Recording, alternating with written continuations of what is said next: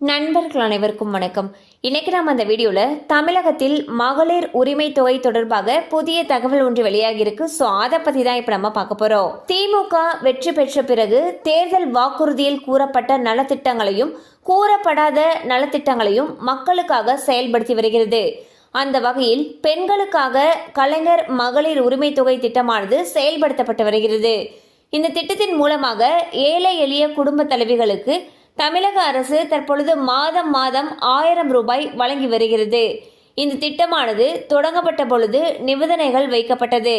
அதன்படி தகுதி இருக்கக்கூடிய பெண்களுக்கு மாதம் 1000 ரூபாய் வழங்கப்பட்டது.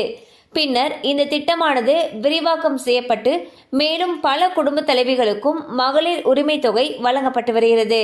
தற்பொழுது வரை கலைஞர் மகளிர் உரிமை தொகை திட்டம் மூலமாக 1,15,27,172 பெண்கள் பயன்பெற்று வருகின்றார்கள். இந்த நிலையில் தமிழக அரசு தற்பொழுது கலைஞர் மகளிர் உரிமை தொகை திட்டத்தில் உள்ள நிபந்தனைகளை நீக்கவும் இந்த திட்டத்தை மேலும் விரிவாக்கம் செய்யவும் ஆலோசனை நடத்தி வருவதாக தகவல்கள் வெளியாகியுள்ளன.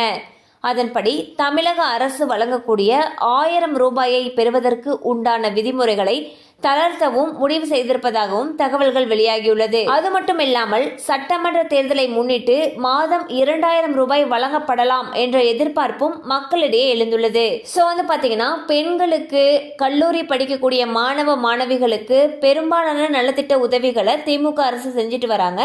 அந்த வகையில் பெண்களுக்கான கலைஞர் மகளிர் உரிமை தொகை திட்டத்தின் மூலமாக ஏராளமான குடும்ப பெண்கள் பயனடைந்து வருகிறார்கள்.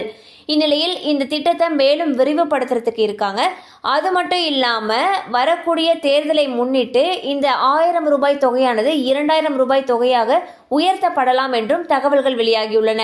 இப்படி ஒருவேளை மகளிர் உரிமை தொகை 2000 ரூபாயாக உயர்த்தி அறிவிக்கப்பட்டால் இந்த திட்டமானது பொதுமக்களிடையே மிகுந்த வரவேற்பை பெறும் என்பதில் ஐயமில்லை.